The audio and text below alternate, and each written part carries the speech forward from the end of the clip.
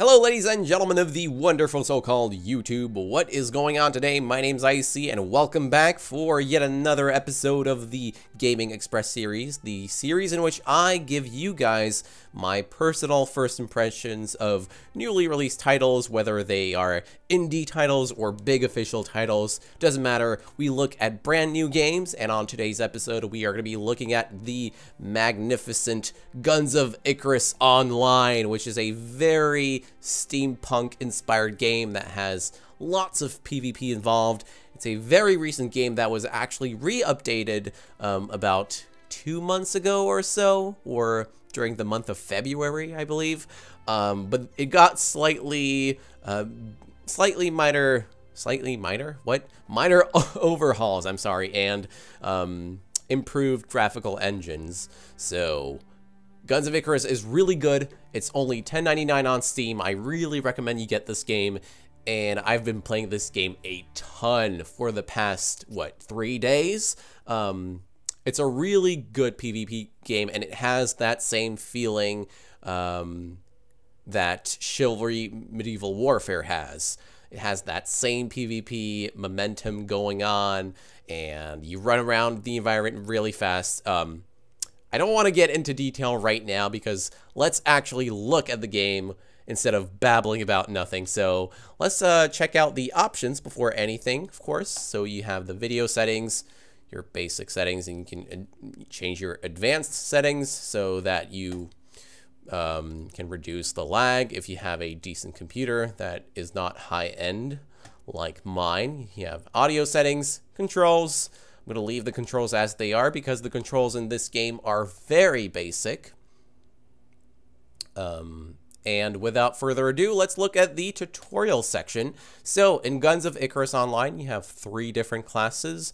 You have the Gunner, which is your damage dealing role. So basically you use the Gunner class to deal damage to your enemy. And then you have the Engineer class, which focuses on repairing the ship that you're on. And you basically repair virtually any part that's on the ship, like propellers, guns, and you also can buff guns, actually. You can give a little buff, or you can prevent parts from burning up. The Pilot, which is the most challenging class out of the 3, is the most primordial class. It is a class that you will need to have in order to maneuver a ship. If you don't have a pilot, then you can't start the game, obviously. But the pilot needs to be very dominant. A good pilot will always be communicative. The person will have good leadership and oral skills, and so if you don't have a vocal pilot like me, or I mean not like me, because I'm a really bad pilot, I actually tend on not talking when I'm playing the game. Anyway, that's off topic, but these are your 3 available classes. However, you can fulfill all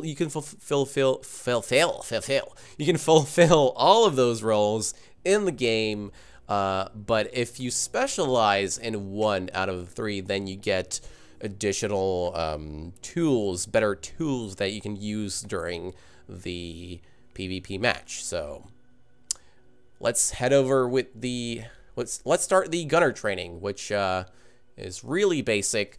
The tutorials are in this game are truly basic. They are very mediocre. I was truly disappointed with how the tutorials were made.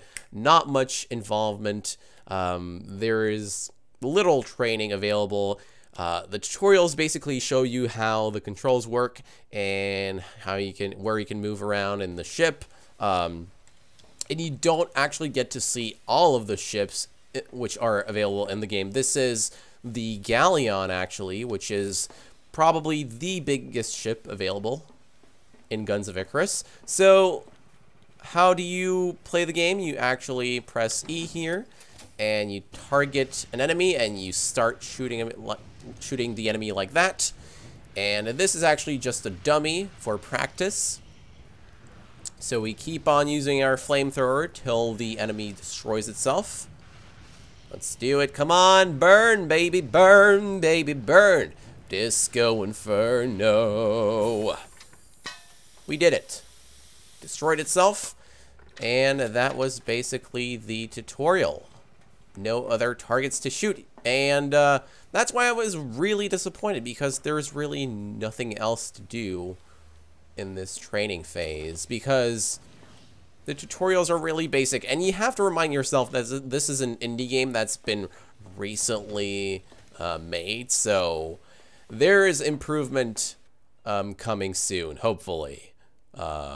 If not, then I'll be incredibly disappointed. But these tutorials are not real training. They only show you what you can do, what controls you need to use, what are the buttons that you need to push in order to do certain things. Other than that, there's really nothing else that's available in the tutorial. So I really would have liked for the developers to add more insight and tips, and I don't know, they could have made the tutorials more dynamic, but you can easily remedy this lack of training by doing a practice match, of course, which are sometimes not that fun, to be honest, because then sometimes you play with people that you don't necessarily like. So here, as an engineer, you can repair things by hitting damaged parts with your mallet, and then you can use the gun again. And you can even use the gun when it's partially damaged. If it's completely destroyed, then you obviously have to repair it. And actually, this tutorial did not show you how to rebuild a part, which is also disappointing because, I mean, what if you're like a new player and you just start to play the game and you're like, hey, what's going on here? I don't know what I'm doing. I was told everything in the game tutorials, but apparently not, you know.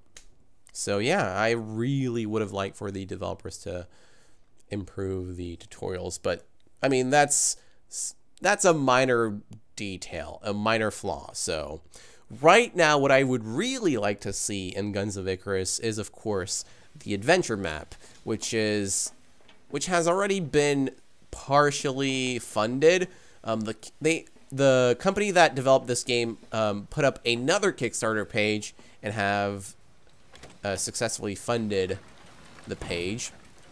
However, all of the upcoming features for the game are not entirely funded.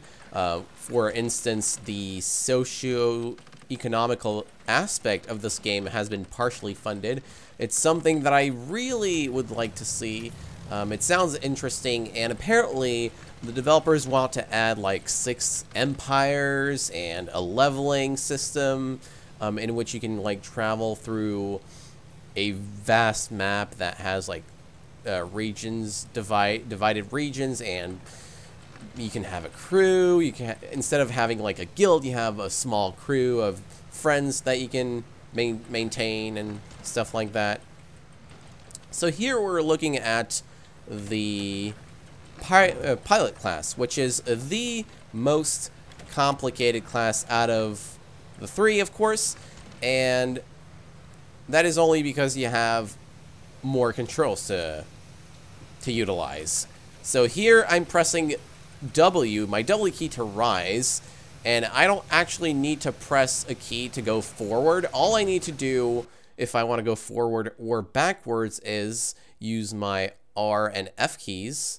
And unfortunately, the tutorial was so short that I couldn't even show you all of these things. But the blue bar that you saw, besides that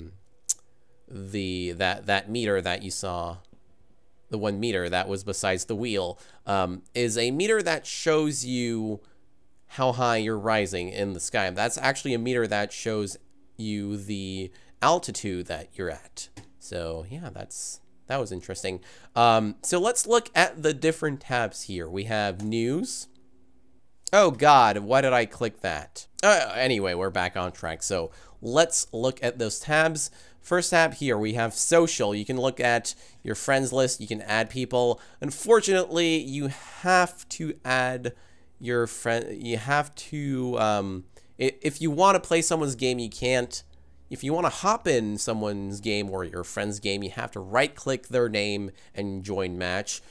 You can't send requests. That's not how the game works, unfortunately. It could have been easier for people to join games like that if they added a request feature, like an invite or something like that. But yeah, you can, honestly, you can just right-click your friend's name, and you'll be right in their match right away. So here at the progress tab, you can see the leveling system. I don't know what the level cap in this game is, but right now I've gone up to level 2. I've seen people with level 4 and level 5.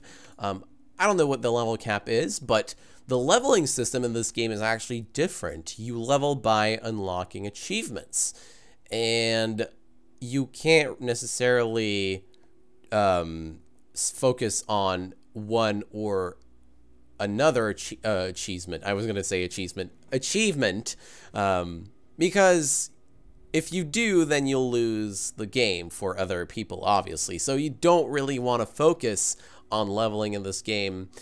To be honest, there is not much to add to your character, to your roles when you're playing the game. You don't unlock any armor or skills, so to say. This isn't really an MMO. It's an online game, but the roles that you level don't get any extra attributes or such things. You don't necessarily gain levels. You gain a level. Those levels are actually called ranks, and they show people what you're skilled at the most. So if you have, let's say, a level 4, a rank 4 in piloting, then obviously people would like to have you as a pilot. So the more you play one class and the more ranks you gain, the more chance, the better. I don't know how to explain this exactly, but you get to show people, you get to prove people that you're really good at this one class. And if you're a really good pilot, then chances are you're going to be invited to every goddamn game. Well, not invited, because you can't invite, obviously, because I just mentioned it a few seconds ago. I'm dumb and also stupid. You can also unlock hairstyles here by doing certain achievements. And like I've said before, you don't focus on specific achievements. You unlock achievements as you fulfill various tasks in the game. And let's now look at the store section. So this is the this is the cosmetics shop. So you don't pay to win in this game. Everything here that you can purchase is for aesthetical value. So if you would like to make your character look cool, then you can always buy extra accessories and the coolest looking outfits. But to be honest, I don't really think those are necessary. You don't really get to see your own character that much, since you're focusing on destroying the other ship, and you always look for repairing stuff, parts, and guns. You don't really look at your character because the main view mode is actually first person, so you don't see your character's outfit or anything. And you can only look at your character by pressing B. Not B, but P, I believe. And even then, you can't even look at your character from the front. You can only see your character's back, which is kind of disappointing, but that's another minor flaw that really is not that important. But all of the outfits look really cool. Again, this game is very steampunk inspired, and a lot of those outfits are actually pretty neat. I have no complaints with them whatsoever, and they're really cheap. Like this mask, for example, it's only $1.50, and yeah, I really like the system. You can even change genders. You can either be a female or a male, and certain classes, certain classes have specific outfits, so you can't put on outfits for, you can't buy a costume and wear it in if you're playing another class. Wow, I'm really terrible at explaining. I already told you this before in so many previous videos before. So let's look at the manual now. We have all of the detailed explanations of the 3 classes, which you really want to look at if you're kind of scared of jumping into a match or a practice match. I really recommend you read this section of the game, all of these pages, so you get a better knowledge of which things do what kind of tools you want to have in a specific team composition. And another really cool part about this game is actually ship customization, which we're going to look at right now. So you can customize your own ship to your own liking. If you're going to be playing a pilot, you want to make sure you have optimal gun placement. Certain people have specific preferences on ship customization. There is not one best ship in this game, so it really depends on player skill and how you like to play the game, what kind of ship you want to maneuver. And here, of course, I named my ship with a ridiculous name, Hatsune Kawaii Pizza, which I don't know why I did that, but yeah, I'm weird. I'm extremely weird. What can you say? So if you look at the different ships, you can look at their positive aspects and flaws, of course. So for example, let's look at the Galleon, which we were on earlier in the tutorial mode. It's really hard to maneuver. As you can see, it's a really slow ship. It has decent speed, great firepower because it has a lot of guns placed at different locations. You have 4 guns on the bottom, 1 in the top, and 1 in the middle, which is great if you have a big, if you have like 2 gunners and 1 engineer, and then you can always, if you're piloting and if you want to like destroy your enemy quickly, you can always get off your wheel and do a little bit of damage from behind if you wish. So this is the best ship for firepower, versatile firepower. And you can even select which kind of guns you want to place on your ships, which is really cool. So next ship on the list, we have the Goldfish. It's really fast. That's its very positive, very good. Oh, I can't even explain things correctly. It's good point. It's speed. And then you have great maneuverability, and the firepower is kind of meh, but if you have skilled gunners, you can easily remedy that lack of firepower. It's a really fragile ship. Durability is so-so. Then you have this ship. It's pretty decent, well-versed in many categories.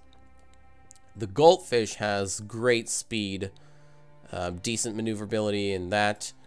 The Spire is really a well-rounded ship, and those are all of the available ships in the game. Oh, and the Pyramidion, of course.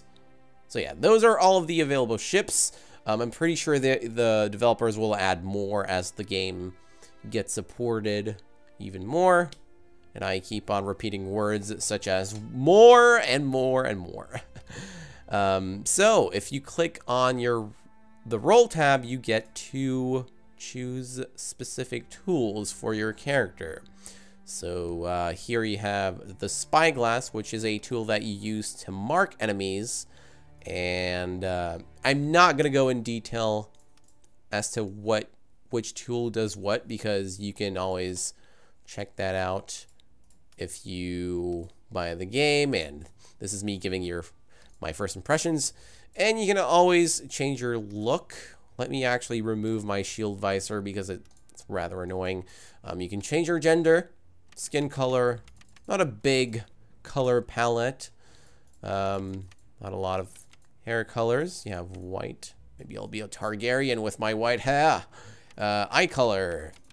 Again, not a lot of variety, but this is a steampunk game. So eye color has to be somewhat realistic. Details on face are interesting. It's mostly scars. No other things. No piercings or things like that. They should add that, but I mean, that's another story. Again, these are minor flaws of the game. So let's join a game really quickly. This is actually your game lobby for when you want to play against other actual enemies, not AI people. And you can even join a game and spectate it, which is a really neat feature.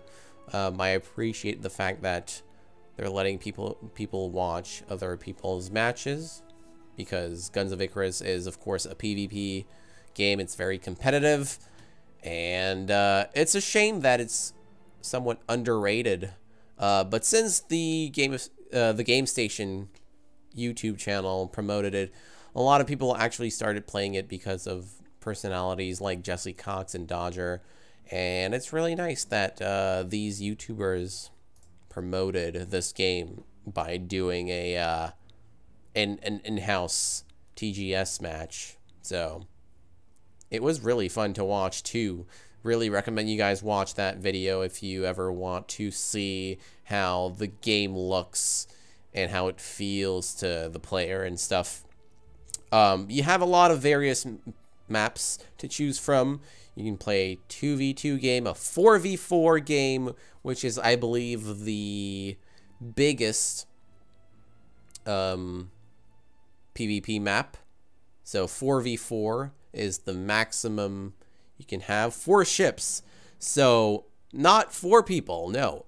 It's not 2 players versus 2 players. It's 2 ships versus 2 ships. So if you have 4 ships against 4 other ships, then that is basically, let's see, 4 by 4, 16. You have 32 players in one game. That's a massive PvP game right there. Hello. Yeah. Hello. I'm recording a video. Yeah. Excellent. I'm actually, let's see if we want to play the game. We're going to wait a bit. Here we go. We're connecting to a real match this time. So you guys are finally going to get to see what the PvP looks like. So because the tutorial was really boring and I didn't take the chance to try out the AI practice match, but I really just wanted to show you guys how the PvP looks. So here we go. So I am playing as to be completely honest, this is only the second time I've played this game, so please forgive me if I kind of wander off the sides or seem lost. No problem, buddy. So sorry, I was being deconcentrated by this guy talking. So I'm just gonna sit here and try to shoot stuff. So yeah, this is, I believe, I'm trying to think of what kind of ship this is, because I forgot to read what kind of ship the pilot shows, but I believe this is can't think of the name, huh? But it's a really good ship. It's got great maneuverability. I think this is the ship that this is one of my preferred ships, actually.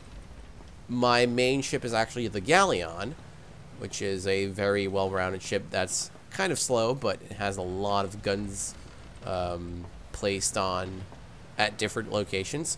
But this ship is actually pretty cool and very mobile. Although navigating through here is actually quite a pain, because you have these propellers that are in the back and then one that's way back there. So what the hell am I doing? Oh, let's see if we can buff this. So this is how you buff parts of a ship. If you buff the parts, then they basically get specific buffs. Depending on the part that you're buffing, your ship will get different buffs. I'm repeating stuff. Words. Why do I repeat words all the time? Okay, let's see if we can use the gun that's upstairs.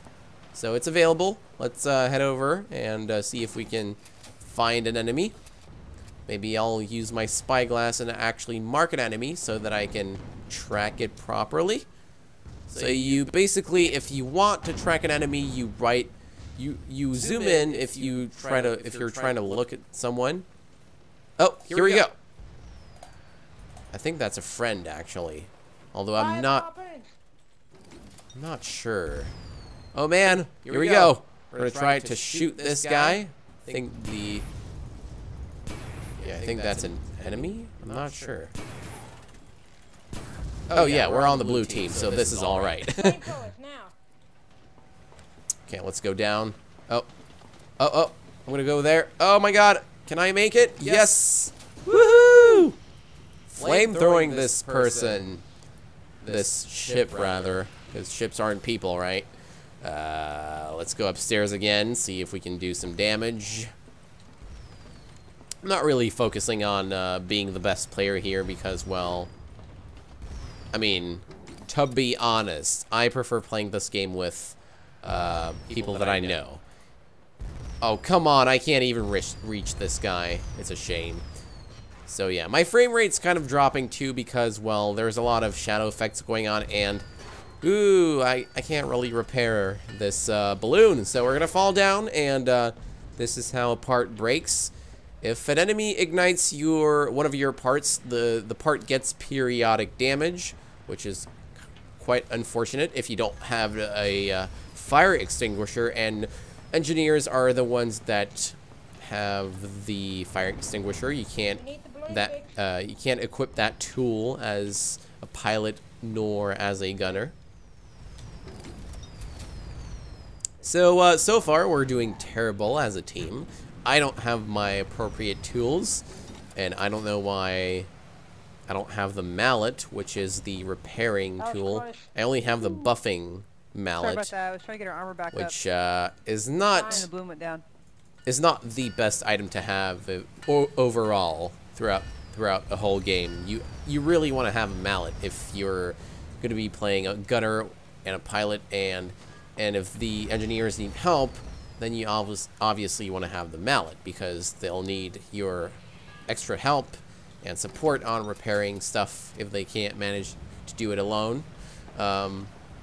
Engineers usually don't have that much trouble repairing things here as much as they do on giant ships like the Galleon, because there's a gap here to go in between, and there's a ladder, and like the two levels here are really close together, so no problem here navigating through the ship. So yeah, this is basically the game. Your pilot needs the environment has of course invisible walls that you can hit sometimes. Overall, the map is really large, and you can sometimes crash into mountains or structures, like into this tower, for example, if you don't know how to pilot properly, and if you do crash into something, then you damage a ship part. If you want, you can take the wheel. Yeah, I don't wanna go maneuver the wheel because, well, I'm just recording something, and I'm sorry for being a terrible teammate, guys. This girl is actually pretty feisty looking. But anyway, guys, that is all I had to show you for this week's Gaming Express episode thing. I'm a jig. Look at that. Look at that. They're shooting. They're shooting stuff and things. It's really cool. The sound effects are amazing and all. But, whoa, man. Oh, Nelly. Avast, ye mates. Avast. Yes. This game is really cool looking. It has an original tone. And the screen even has a filter, like an old-timey filter added to it. So it's not that noticeable, but if you have a good eye for things, then you'll see the filter that I'm talking about. But guys, thank you for watching today's Gaming Express video, and I can't wait to see you folks next time in my upcoming videos. Till next time, folks, goodbye.